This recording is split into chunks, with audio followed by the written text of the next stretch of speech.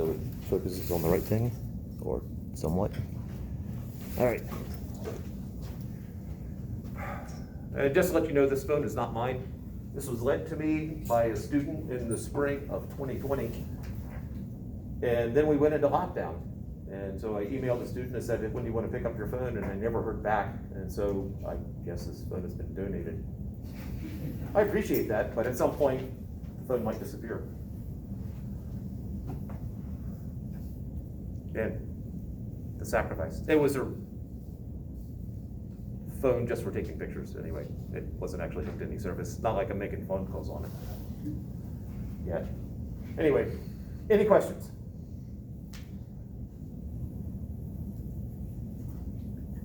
Not at the moment. Not at the moment. Okay, as long as there's some at some point. All right, so we were not going to do lab today. I see that the pre-labs are handed in. Ah. Thank you. And I appreciate they're just being put on the desk and not waiting for me to ask for them.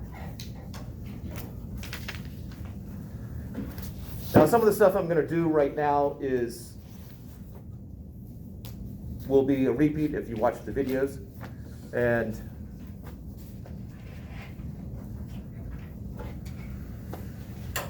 some is potentially different than what I've done in the videos.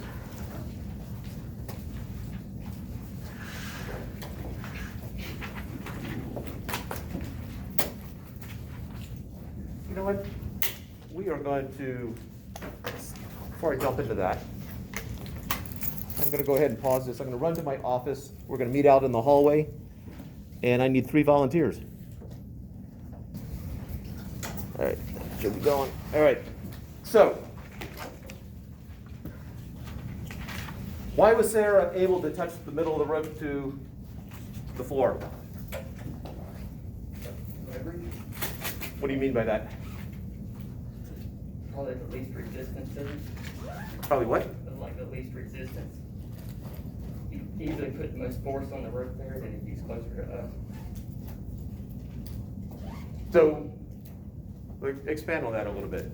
If she was 2 feet away from one of us, we'd have had more force Why? closer to the object that's applying the force. Are you saying that the force that you two were exerting was weaker in the middle, that somehow the tension got smaller as you got closer? Mm-hmm. I will say right off that the tension in the rope probably was pretty constant throughout.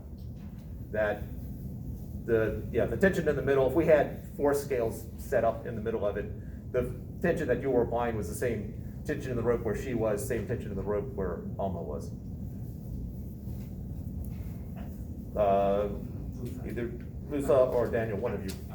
I think it had something to do with how long the rope was too. Because if 2 people are pulling on a rope, then it's usually going to be more taut in the middle if it's shorter. Okay, and that, I think you were touching on it and then you went off on the wrong tangent. Daniel? If she were in the middle of a really long rope, then she wouldn't have to change the angle of the rope so much to like touch the ground. What does that have to do with it? Should be easier, right? Yes. And if it were a shorter rope, or if she were standing closer to the ends, then yes, it would be more difficult, but what does that angle have to do with it? The distance, I don't know. It's still gonna be the same distance regardless of where she was. Because all she had to do was, what, from there to there. Yeah.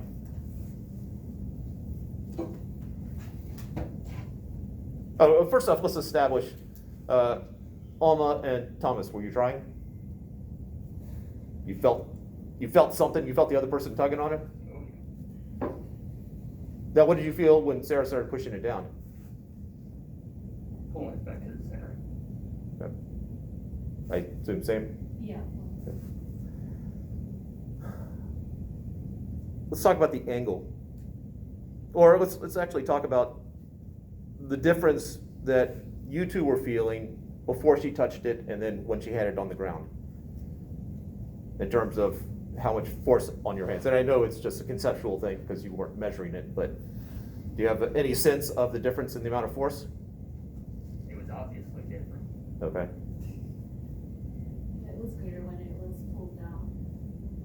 All right, and what were you noticing in terms of the force that you were required as you went down?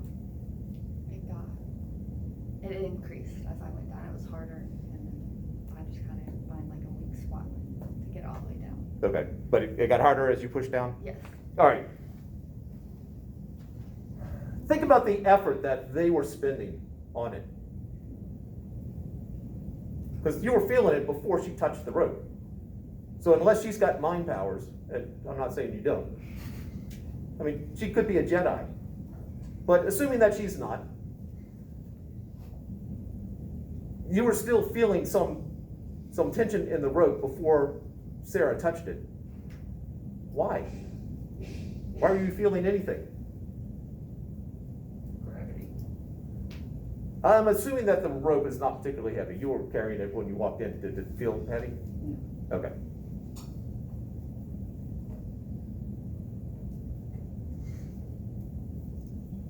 Maybe she did. They were pulling in opposite directions. Be more specific. They were opposing forces, They were opposing what? each other. Yes. Almost everything that they were doing is they were fighting each other, not her. So when it's like this right here, and they're pulling like that, they're basically, it's a tug of war in some sense. As she touches it,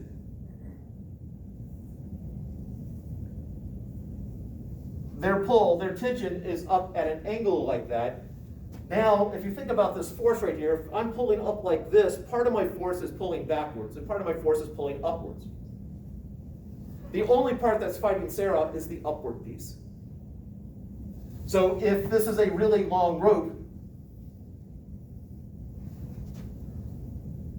less and less of this force is up. If it's really short, much more of the force is upwards. But they're only fighting them, almost everything that they were doing were fighting each other, they were not fighting Sarah. Now, as the angle gets steeper, you get more and more of an angle upwards, and so that's why it became harder when she was pulling it, or pushing it. So what does this have to do with anything else?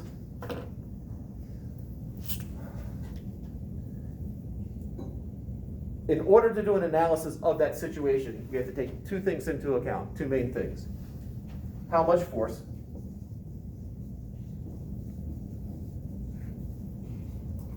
And the direction of the force.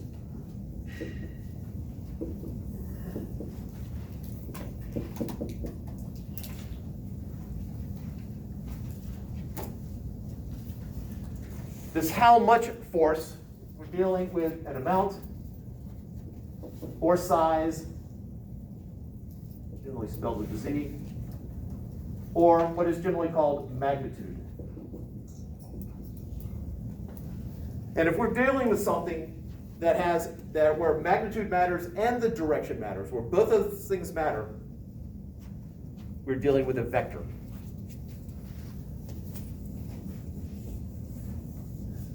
Thus the word I wrote up here just before we wrote. A mathematical construct where direction and size matters.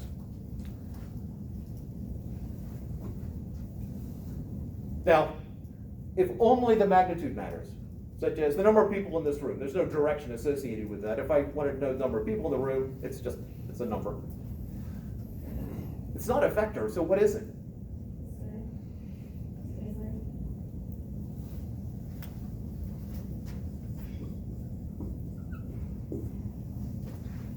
So we have these two types of quantities that we'll be dealing with. There is actually another quantity, if you get far enough, in physics called tensors.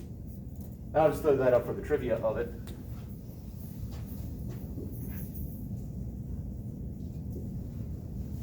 We're not going to do anything with tensors. But we'll be dealing with vectors and scalars quite a bit. And there are certain key words that automatically are vectors and certain key words that are automatically scalars. And then, unfortunately, there is one word that could be either, depending upon the context.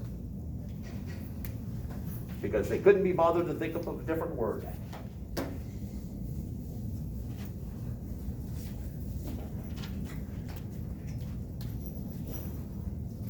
So one of the vector words, position.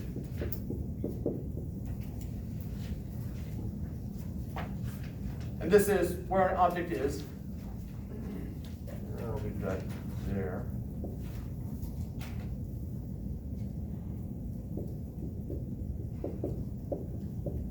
With respect to, WRT, with respect to the origin. Or zero, or it depends on how many, I guess it's called the origin if you go more than one dimension, it's called zero if it's only one dimension.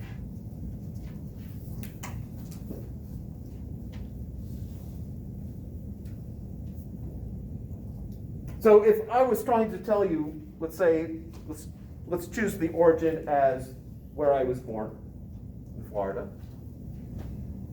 And I wanted to know my position now, it's not enough just to say, oh, well, if north is 90 degrees and east is 0 degrees, then, I'm at about a 95-degree angle. That's not enough to tell you where I am. Or if I just said I'm 500 miles from where I was born, that's not enough. Now you've got a circle where I could be. But you need both in order to really identify where an object is. Now the symbols used for position, there's several of them. I use X a great deal. Some textbooks will use X only for horizontal, Y for vertical, and Z for depth. I just generically use X because it's easy to write. But any of these could be used. Generically, it's either an S or an R.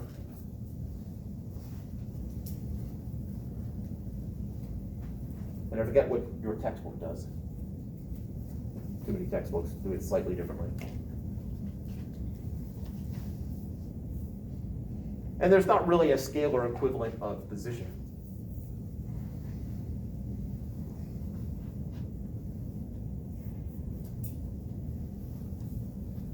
Another word that's automatically a vector, so if you ever see this word in a sentence, you should immediately be thinking, we're dealing with direction and magnitude.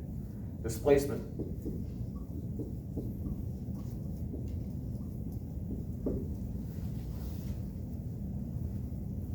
Now displacement could, one of two different definitions that work together. It's either change in position,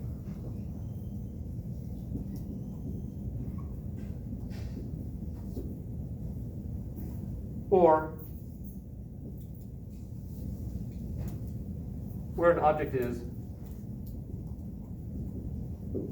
with respect to the starting point.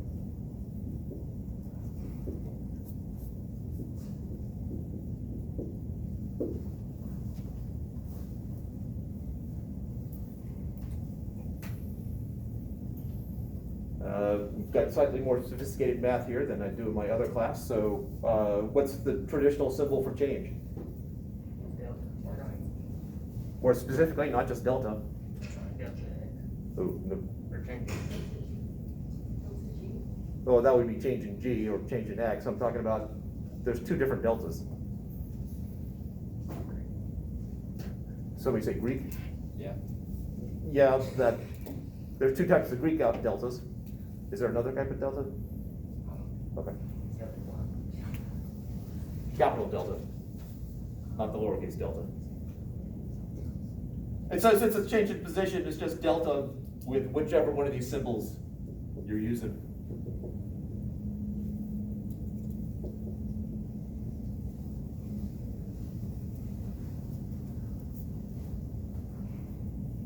Now, typically in a physics problem, you get to decide where you want the origin to be. And so if you make the origin the starting point, position and displacement can often be used interchangeably in that situation. But it's not always convenient to do it that way. And there will be a problem on the first test. I think you might say the last problem on the first test where they are not the same. We'll get there. All right, so we've got position, displacement. Now there is a scalar analog of displacement. It's called distance.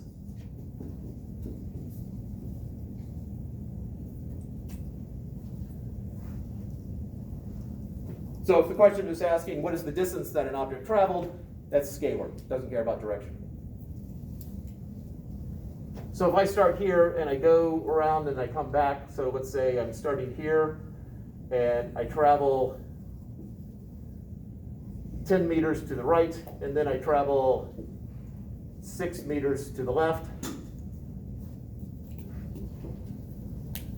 We can just make that pop with color. Ooh.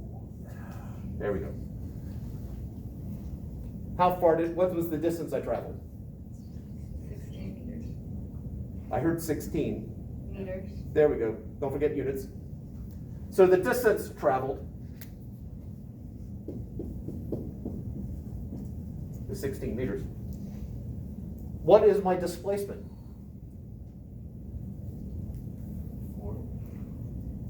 4 meters. All right, so first off, when someone just said 4, that's -6 on a 10-point problem. 4 meters, that's -3 now. We're working our way there. 6 meters. No, that's just an X. Would be like the starting point. No, we still care about where am I relative to where I started. There is a 4-meter gap there. 4 meters from the beginning. Start. The direction. Now we're getting closer. Okay. How would you express that? With the vector sign? So you would put delta x is equal to 4 meters? Is that what you were saying? Yeah, it would have to be positive, right? Why positive? Or negative, I guess. Or yeah, it's positive or negative. One of those. I was hoping that you were I going to follow don't up with know. something. That's as far as I got right All now. right, so he's handed it off to someone else. So we got delta x is 4 meters. He was speculating that you could just use a plus or minus, but that is not sufficient without anything else. Yes. Using a coordinate plane to label like negative and positive. Okay, so what would you suggest? Negative on this end. So positive that way? Yes. How would I symbolize positive on that way? Positive. I think you said it, W. I'm hoping that's what you were going for. Yeah, all right, so if we do that, then yes, we're done. But we have to somehow indicate direction. Now, we can emphasize the fact that we know that it's in the positive direction by putting a plus sign there. But just like in math class, this is one of those times where we match what we do in math. The plus is optional if it's positive. If, however, I go 10 meters to the right, and I go 6 meters back, so I'm ending up 4 meters from where I started to the right. If I said to the left is positive,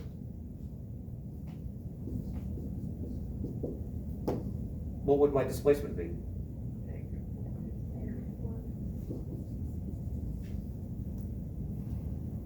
So if you're doing an assessment, if you're showing off that you know what you're talking about, and I give you this problem and you say 4 meters or negative 4 meters, and you just leave that as an answer and you move on, either one might be correct or either one might be wrong, depending upon how you're defining the positive direction. So on a problem like this, if it's not given to you, you need to tell me what the positive direction is.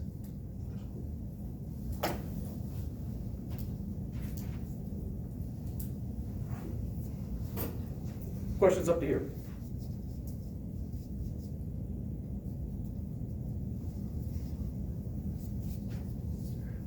Now, ultimately, when you are doing this, there's another way that we could have done this without indicating without saying the positive direction. We could have also just said, my displacement is 4 meters to the right. But physicists really hate writing out words when they don't have to.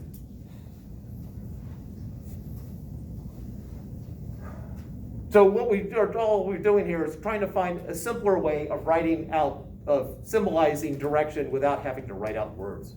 Ugh.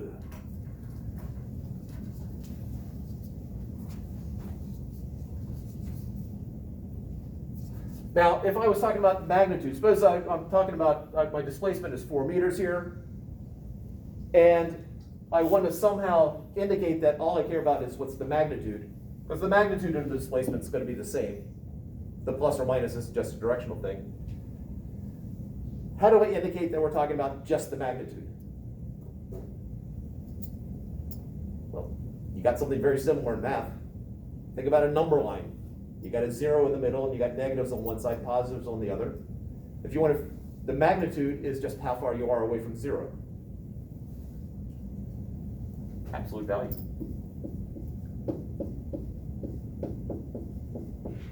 And that actually works for both of them. So if you see the absolute value signs around it, that's saying all I care about is the magnitude. Now, if you're looking at other sources, some other sources will symbolize it slightly differently. Some for the magnitude will do sort of a double line here.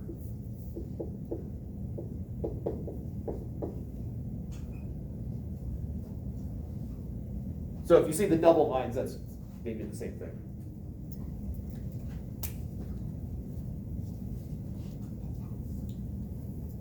All right, ready for me to make it more complicated?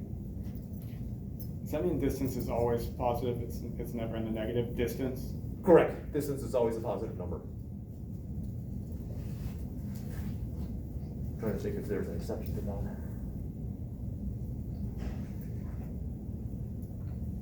Being a scalar there are scalars that are naturally negative. Current and time being two of them that could be negative, depends on how you interpret it. I guess negative distance is things that have traveled in the past. Yeah, I don't think I've ever dealt with a negative distance in this class, but you've inspired me. That wasn't the goal. Never mind then. All right, so let's make this more complicated. Now, if you've had physics before, you immediately know the answer, and you're feeling really confident, just give other people a chance to speak before you do. I'm not saying don't speak, just give other people a chance. So I'm starting here.